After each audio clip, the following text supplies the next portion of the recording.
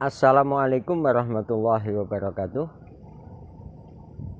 Puji syukur kita panjatkan kehadirat Allah Subhanahu wa taala atas limpahan rahmat, nikmat dan hidayahnya kita dapat bertemu kembali dalam pembelajaran pendidikan agama Islam.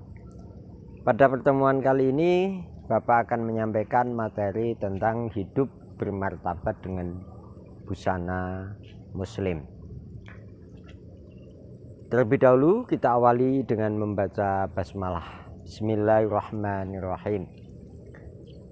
Anak-anakku yang Bapak banggakan bahwa di dalam kita menjalani kehidupan tentunya kita membutuhkan apa yang dinamakan busana atau pakaian. Dan dalam ragamnya pakaian itu beribu-ribu macam, daerah per daerah berbeda. Maka agar kita tidak salah di dalam menggunakan pakaian, mari kita berdasarkan pakaian kita itu apa yang diperintahkan oleh Allah Subhanahu wa taala di dalam Al-Qur'an, yaitu surat Al-Ahzab ayat 59 yang memberikan gambaran tentang bagaimana busana yang benar terutama bagi kaum wanita yang beragama Islam. Allah Subhanahu wa taala berfirman, mari kita jadikan ayat ini sebagai tadarus kita pagi hari ini. A'udzu billahi minasyaitonir rajim. Bismillahirrahmanirrahim. Ya ayyuhan nabiyyu qul li azwajika wa banatika wa nisa'il mu'minina yudnina 'alaihinna min jalabibihin. Dzalika adna ayyurafna fala yu'zain. Wa kana Allahu ghafurur rahima. Artinya, wahai Nabi, katakanlah kepada istri-istrimu, anak-anak perempuan dan istri-istri orang mukmin, hendaklah mereka menutupkan jilbabnya ke seluruh tubuh mereka. Yang demikian itu agar mereka lebih mudah dikenali sehingga mereka tidak diganggu. Dan Allah Maha Pengampun lagi Maha Penyayang. Kemudian bagaimana cara berbusana yang benar didasarkan pada ayat ini? Bahwa di dalam kita berbusana yang benar adalah busana itu harus menutup aurat. Yang kedua, tidak menyerupai lawan jenis. Artinya kalau pakaian wanita ya khas wanita, laki-laki ya khas pakaiannya laki-laki. Longgar, ini tidak terlalu sempit sehingga mempertontonkan bentuk tubuh terutama bagi wanita. Kemudian tebal, ini tidak transparan ya. Pakai pakaian tetapi ternyata tidak seperti memakai pakaian itu. Nah, semuanya ini dalam upaya untuk mencari ridho ilahi atau ridho Allah. Apa tuh sebetulnya busana itu? Busana muslim adalah busana atau pakaian yang seharusnya dikenakan oleh umat Islam, baik wanita ataupun laki-laki dalam setiap aktivitas sehari-hari, baik kegiatan resmi maupun santai seperti rekreasi, jalan jihad atau aktivitas-aktivitas lainnya. Syarat dalam kita berbusana adalah yang pertama harus menutupi aurat. Apa itu aurat itu? Tentunya kita harus tahu apa itu aurat. Aurat secara makna adalah bagian tubuh yang haram atau tidak boleh dilihat. Oleh karena itu, bagian itu harus ditutupi. Antara laki-laki dan wanita, bagian tubuh yang tidak boleh terlihat itu berbeda. Bagi wanita adalah seluruh tubuh kecuali wajah dan telapak tangan. Maka bagi wanita pakaian yang benar adalah menutupi semuanya kecuali muka dan telapak tangannya. Kemudian bagi laki-laki auratnya adalah batas dari pusar sampai lutut. Ini untuk laki-laki. Kemudian pakaian yang benar, syaratnya yang kedua adalah pakaian yang tidak mengundang syahwat. pakaiannya menutupi aurat sehingga tidak menyebabkan timbulnya keinginan lawan jenis. Kemudian tidak transparan, tidak tipis, longgar, tidak begitu ketat.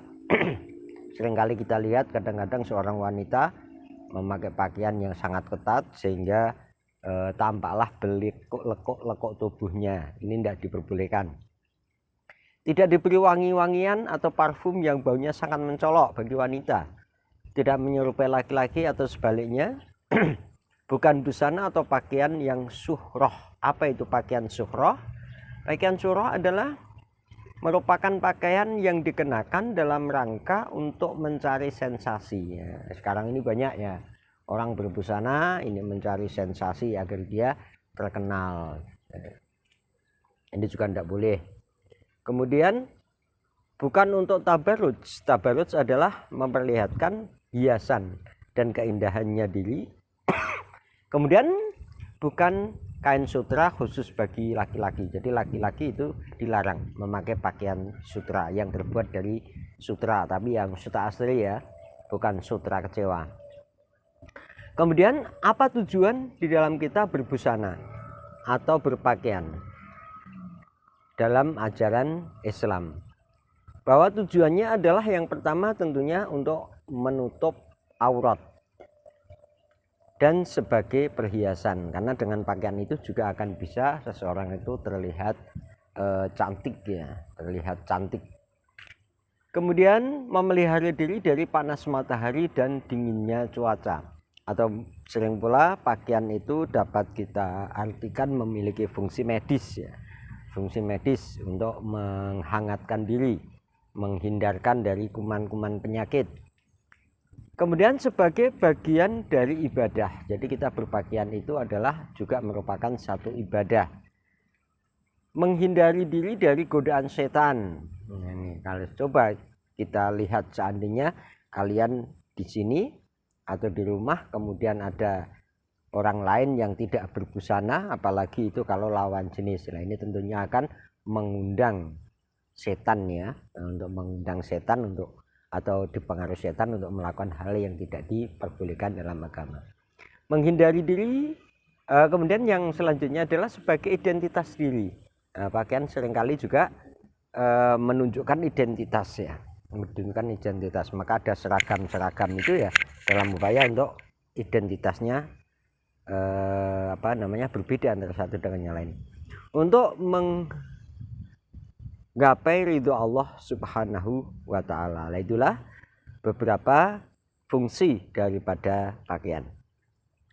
Kemudian tren masa kini, ya ini seringkali kita melihat bahwa para remaja itu ikut-ikutan di dalam berpakaian, apalagi juga berpenampilan ya. Maka yang sangat kami tekankan, Bapak tekankan kepada kalian, janganlah kalian ikut-ikutan, apalagi dalam hal ini adalah bertato ya. Kadang-kadang cari tren yang ada, pakai tato, bangga dengan tato-tato yang ada. Karena apa? Dalam salah satu hadis Rasulullah memberikan satu larangan kaitannya dengan merajah tubuh, kalau sekarang istilahnya tato. Bagaimana sabda Rasulullah SAW, Allah melaknat orang-orang yang membuat tato, orang-orang yang meminta dibuatkan tato, orang-orang yang mencabut bulu mata, orang-orang yang minta dicabut bulu matanya, dan orang-orang yang merenggangkan gigi untuk mempercantik wajah, dan mereka yang mengubah ciptaan Allah. Jelas di sini Allah melaknat.